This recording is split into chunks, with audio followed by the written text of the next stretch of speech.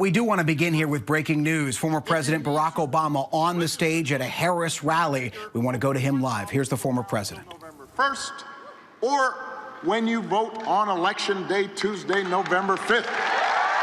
And if there's any confusion, if you need to know where your early voting site is or a drop-box location, then go to wisdems.org/vote. Wisdems. Well, they're cheering for wisdems.org/vote. Don't wait. I voted yesterday. I did. I was down in Chicago.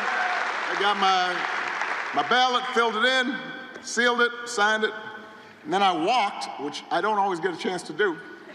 And Secret Service got nervous, but I said, no, let's walk to a mailbox.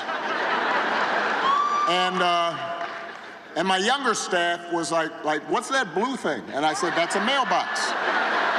And you put stuff in it, and then it goes to the place you're sending it. They weren't familiar with mailboxes. Once you voted, then you have to help your friends and family make a plan to vote too. Because together, we've got a chance to choose a new generation of leadership in this country and start building a better, stronger, fair, more hopeful America. Now, we know this election's going to be tight. It's going to be tight here in Wisconsin. It's going to be tight all across the country. And it's going to be tight because a lot of Americans are still struggling. You know, as a country, we've been through a lot over the last few years. We forget sometimes. A historic pandemic wreaked havoc on communities, on families, on businesses. And then disruptions from the pandemic caused price hikes that put a strain on family budgets. And people started feeling like no matter how hard they worked, they were just treading water. So I understand why folks are looking to shake things up. I get it. What I cannot understand is why anybody would think that Donald Trump will shake things up in a way that's good for you. That I do not understand. Because there is absolutely no evidence that this man thinks about anybody but himself. I've said it before. Donald Trump is a 78-year-old billionaire who hasn't stopped whining about his problems since he came down that golden escalator 9 years ago. And when he's complaining 2, 3 in the morning. He's texting, what's he doing?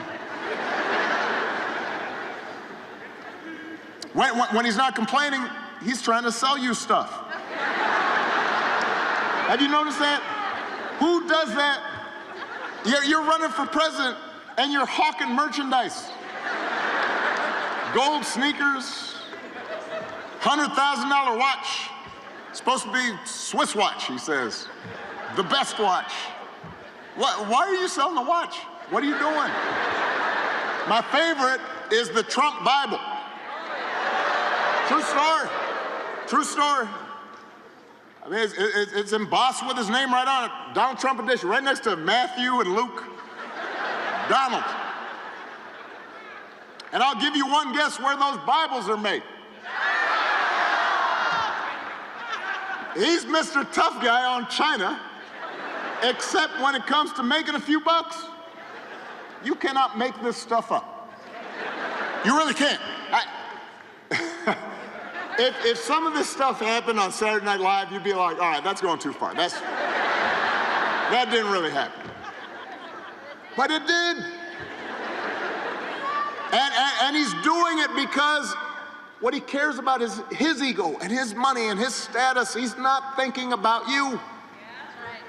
He sees power. He sees you as a means to his ends. He wants the middle class to pay the price for another huge tax cut that would mostly help him and his country club buddies.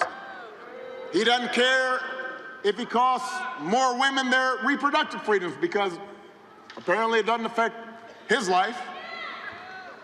most of all, Donald Trump wants us to think that this country is hopelessly divided between us and them. Now, for him, us means the, quote, real Americans who support him. Anybody who doesn't, they're them. And he employs this strategy like politicians have for millennia, because having people divided and angry boosts his chances of being elected. That's his focus. Is this going to help me, not is it going to help you? And along with those intentions, there's also, as Tim talked about, there are questions about his competence. I mean, he's out there giving 2-hour speeches. It's like Fidel Castro just keeps on talking. It's just word salads. The other day he had a town hall meeting. Now, I've done my share of town hall meetings. My experience is the goal of the town hall meeting is you meet with your constituents, with citizens, with voters, you answer their questions. He decided, no, I'm not going to answer questions anymore. Let's just play music for half an hour. So he's standing there and he's swaying to Ave Maria and YMCA. And, you know, the governor from South Dakota, she's standing there with this weird look on her face like she doesn't really know what's going on. She's like, it's like a hostage video.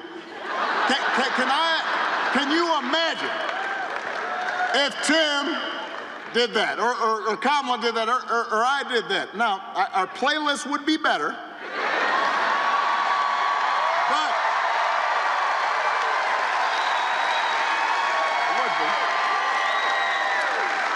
but you would say to yourself, this is odd behavior.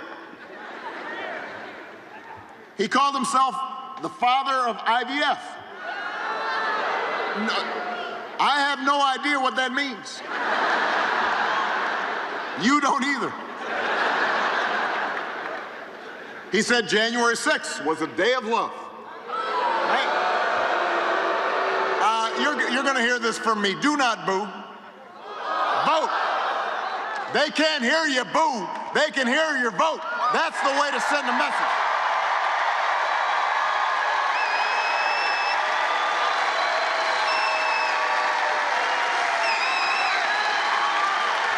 So, look, my point is, you'd be worried if Grandpa was acting like this. Right? You'd call up your brother, you'd call up your cousins, you say, have you noticed? But this is coming from somebody who wants unchecked power. So, Wisconsin, we do not need to see what an older, loonier Donald Trump looks like with no guardrails. America's ready to turn the page. We are ready for a better story, Wisconsin. We are ready for a President Kamala Harris.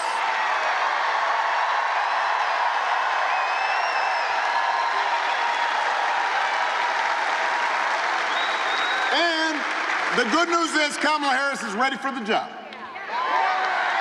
This is a leader who has spent her life fighting on behalf of people who need a voice and need a champion. Somebody who was raised in a middle-class family, who actually worked at McDonald's when she was in college to pay her expenses. Didn't just pretend like he worked at McDonald's when it was closed.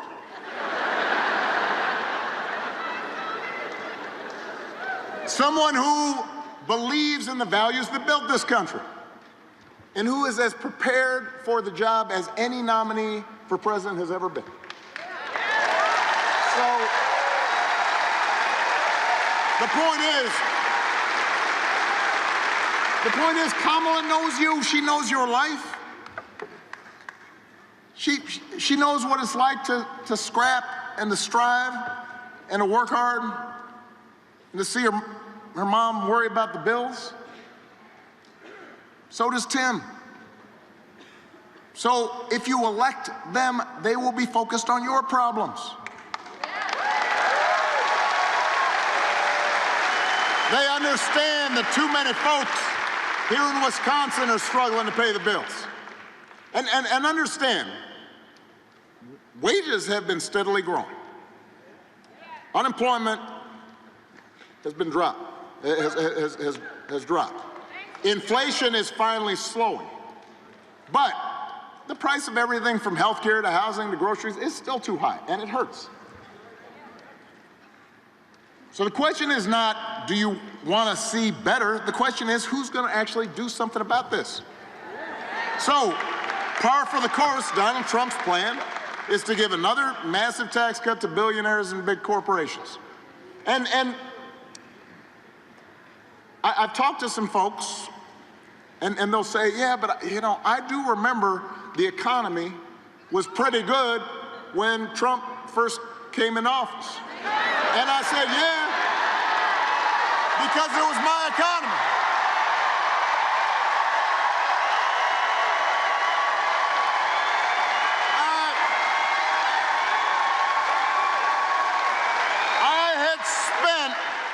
I had spent 8 years cleaning up the mess that the Republicans left me.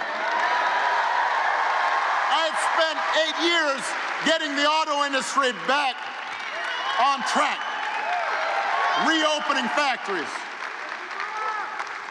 So when I handed over 75 straight months of job growth to Donald Trump, all he did was give a tax cut to people who didn't need it, drove up the deficits in the process. So don't have nostalgia for what his economy was, because that was mine. And now he wants to do it again.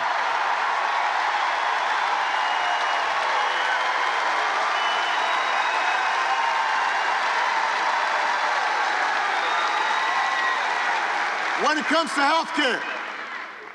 to health care, Donald Trump's got one answer, and that is to end the Affordable Care Act, not because he's got a good reason for it, but because it's Obamacare, right? So a couple of weeks ago, but the problem is, the problem that he's got now is that it's popular because 50 million people have used it and are still using it. And so when he was asked about it, when his running mate was asked about it during their debate, the guy's got the nerve, the chutzpah, to say Donald Trump salvaged the Affordable Care Act. Now, come on, man. Donald Trump spent his entire presidency trying to tear it down, and he couldn't even do that right. And now, 8 years after elected, you know, some of y'all watched the debate. 8 years later, he's asked about it during his debate with Kamala, and they say, well, you want to get rid of Obamacare, what would you replace it with? He says, well, I've got concepts of a plan. Now, I want you to think about this for a second. So let's say your boss gives you an assignment. Says, I need it by Friday. Friday rolls around. And your boss says, so did you finish that project I asked for? You say, well, I haven't actually started, but I do have a concept for a plan. Or you could try it at home. Honey, did you do the dishes? Not yet. But I do have a concept of a plan for doing the dishes. How's that gonna go? If it wouldn't work for you, it shouldn't work for the President of the United States. So, but the good news is, Kamala Harris and Tim Walz, they don't have concepts of a plan. They have an actual plan to make your life better. Tim just talked about it. They're going to bring down costs by going after corporations that unfairly jack up prices. They're going to make it more affordable to build a home and to buy a home. They're going to limit out-of-pocket health care costs. They're going to give a tax cut to 100 million middle-class and working-class Americans. $6,000 tax credit. $6,000 tax credit. If you're having a child in that first year of life, and that helps. Those of you who've had kids, that's expensive. $6 grand, you know, that helps with a car seat, crib, diapers. I remember diapers. I remember changing Millie and Sasha's diapers. Do you think Donald Trump ever changed a diaper? He'd be like Jeeves. Jeeves, change that diaper. He'd have somebody else do it. But, so that's who Kamala Harris and Tim Walz are. They've got actual plans. That's what they stand for, not concepts of a plan. Now, if you challenge Trump or Vance on these concepts, they'll fall back on one answer. Blame the immigrants. He wants you to believe that if you let him round up whoever he wants and ship them out, all your problems will be solved. Now, I want to talk about this. This is serious. We have a real issue at the borders. We're a nation of immigrants, and we are a nation of laws. We've got to make sure the system works the way it's supposed to, in an orderly fashion. So there's work to be done there. But when I keep on hearing from these guys, I scratch my head. Because they like to talk about Kamala being vice president for 4 years. Well, wasn't he president for 4 years? I know it's shocking. I know there's some PTSD going on and people are blocking it out. He was. So if this concept of a plan of rounding up and deporting millions of desperate people, many of them women and children, was the answer to everything, well, why is it that the number of undocumented immigrants was basically the same when he left office as when he took office? And I'll tell you why. Because he did not have a real plan. He had a concept of a plan, and it was a mean and ugly concept. You know what would actually help bring order to the border and fix our immigration system? The bipartisan deal that Kamala Harris supported, even though it was written by one of the most conservative Republicans in Congress. And I want you to know, hear me out now. Hear me out, because there are a lot of people here in Wisconsin and around the country who are actually concerned about this. I cannot emphasize this enough. Democrats and Republicans, conservative Republicans, came together with a concrete plan that would have put more enforcement at the border, more judges to process issues, all this stuff.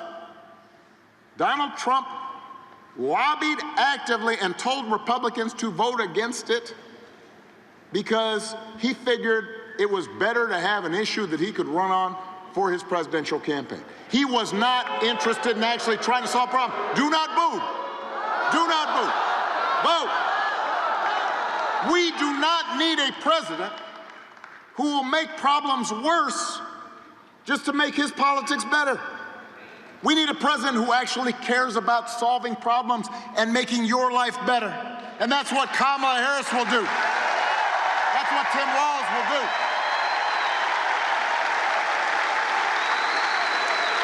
And to help them do it, they're going to need a Senate full of public servants like Tammy Baldwin.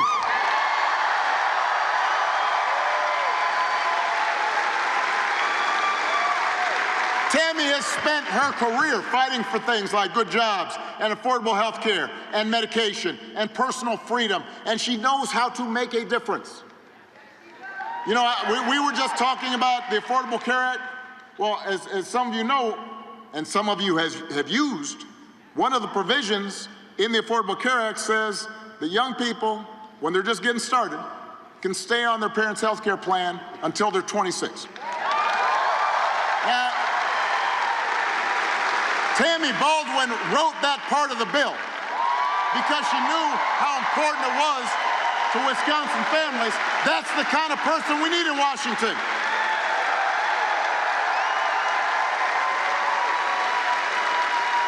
The kind of person who's going to help Kamala and Tim get stuff done. and who share our values and want to move the country forward and not backward. I miss you too. That's why I came. Now, one of these values is freedom.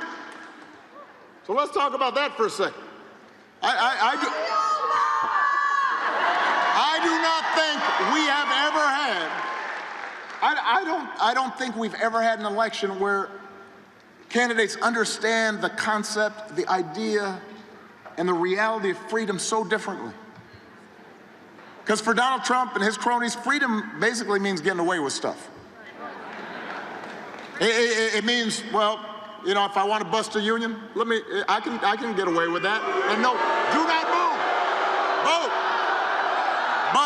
But his attitude is, well, that's freedom. I want to pollute this close by river because it'll save me some bucks. I won't have to. I can go ahead and do that. So to them, freedom is letting powerful people do whatever the heck they want with no consequences. It's like you said, in the middle of the pandemic, when people were dying, hospitals were overrun, Donald Trump actually uttered the words, "I do not take any responsibility at all." I am not sure any American president has ever said those words before. But that's his idea of freedom. I do what I want, and I'm not held accountable, and I'm not responsible for anything. We have a broader idea of freedom. We believe that true freedom gives each of us the right to make decisions about our own life. And it requires us to recognize that other people have the freedom to make different choices. And that's true even on the most contentious issues. I have always said there are good people of conscience on both sides of the abortion divide. I respect those whose faith tell them that this isn't something they support. But if we believe in freedom, then we should at least agree that such a deeply personal decision should be made by the woman whose body is involved and not by politicians. And most Americans believe that as well. Most Americans believe that as well, which is why it's been fascinating watching Donald Trump just tie himself into a pretzel on this issue. When he ran for president the first time, he said he'd support punishing women who got abortions. Then a few weeks ago, he tells women, don't worry, I'll be your protector. You heard Tim talk about how Donald Trump actually protected you. Roe versus Wade overturned. Trump abortion bans in 20 states. He's out there saying everybody wanted it this way. No, they did not. But Donald Trump may be confused about this. You can't be. You need to be clear about what's at stake here. Tammy Baldwin actually introduced a bill that would restore the reproductive freedom that women had for nearly 50 years. If Congress passes that bill, Kamala Harris will sign it into law. Now, it's an example of how, as frustrating as politics can be sometimes, and I know it can be frustrating. Look, I do not watch cable news. I really don't. There are times where I don't understand how we got so toxic and just so divided and so bitter, and I get why sometimes people just don't want to pay attention to it. And we all have friends like that. We have family members who just like, you know, it's all a circus out there. I get that. But elections really do matter. Who you vote for matters. Not because it's going to change every problem we got. No president, no vice president, no senator, no governor is going to solve every problem. We're not going to eliminate poverty overnight. We're not going to change, you know, race relations right away. You know, we're born into history, and change takes time, and so sometimes I think we expect so much, and then we're disappointed when everything's not immediately solved, and we start thinking politics doesn't matter. But the thing is, what politics can do, what elections can do, They can make your life a little better, your neighbor's life a little better, or they can make it a little worse. And that little bit of better or a little bit of worse, that adds up.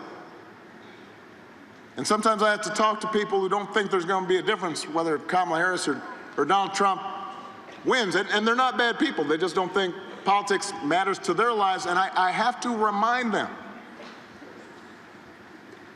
you know, the Affordable Care Act, it didn't eliminate all problems with health care, but there are 50 million people who got health care that didn't have it before.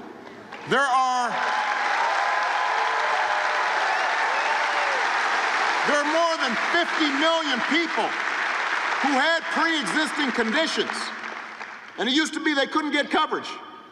If you had a sick kid, you know, with a chronic illness, you're a parent,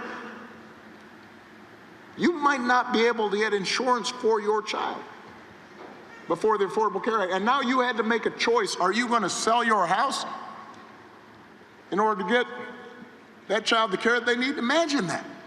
You don't have to imagine it. That's what was going on. That's not true now because of elections, because of politics. It made a difference to them. Some people in this auditorium saw a concrete benefit in their lives as a consequence of elections. I'll give you one more example. I'm going to get, and I know, you know, look, I know I'm going a little long here, but I want to really button this down. I'll give you another example. When I was president, last couple years in office, I took an interest in what scientists were saying, that with globalization and travel and growing populations, at some point, we were going to see a serious pandemic. So this is back in 14, 15, 16. So I said to my team, we need to get a plan together, just like we have one for natural disasters. You have to practice. You have to have a sense of how are you going to respond if there's a flood, or hurricane, or an earthquake. And I said we need to do the same thing with the pandemic. So we put together a playbook, and we consulted with all the experts, and then we had every agency talk about, all right, how are we going to work with the public health agencies in the states, and how are we going to deal with the schools? Do we keep them open? How long? What are we going to do in terms of developing vaccines? Had a whole playbook, put it all together, big thing. Then we did tabletop exercise with all the agencies. Let's practice how we're going to deal with this. So when Donald Trump comes into office, we gave him that playbook.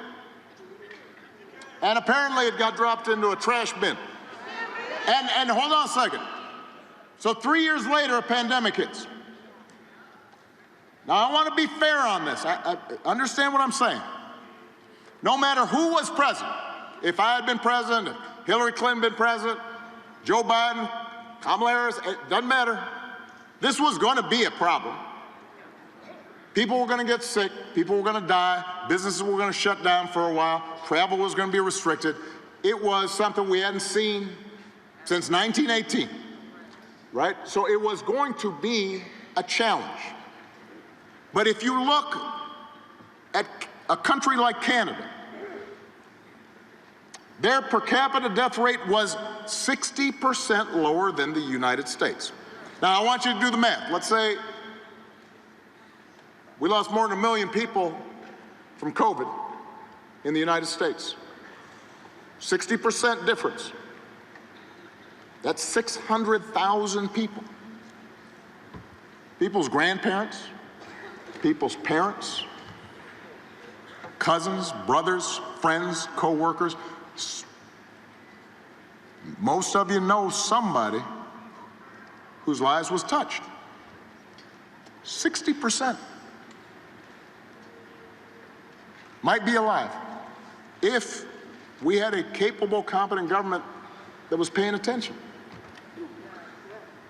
So if somebody tells you it does not make a difference whether you elect someone who's competent, somebody who cares about you, somebody who listens to experts and listens to ordinary people and knows what their lives are like and what they're going through, it makes a difference.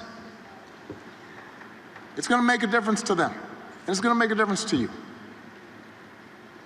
And if that's not enough, you got to remind them this election is about more than just policies. It's about values, and it's about character. You know, some of you know that when I was growing up, I didn't have a father in the house. Parents divorced when I was 2, didn't really know my father. But I did have people around me. I had a stepfather for a while, I had grandparents, teachers, coaches, most of all my mom, who tried to teach me the difference between right and wrong, who showed me what it meant to be honest and to work hard and to be responsible and to treat people the way I wanted to be treated. And I'll be honest with you, sometimes, like most young people, like teenagers, I didn't always live up to those values. I made mistakes. I tried to learn from them. But I internalized those values, right? And I tried to live up to them. And most of you grew up the same way. And one of the disturbing things about this election, about Trump's rise in politics, is how we seem to have set aside the values that we were taught. Down in Chicago, I saw an old friend of mine, Jeff Tweedy. He's a, some of you guys know Wilco. His dad worked in rail cars, I think it is. Union guy. And I think his name was, I think he said his name was Robert E. Lee Tweedy. And so Jeff was describing how he had to persuade his dad to vote for me that first time. But over time, I guess he became a supporter.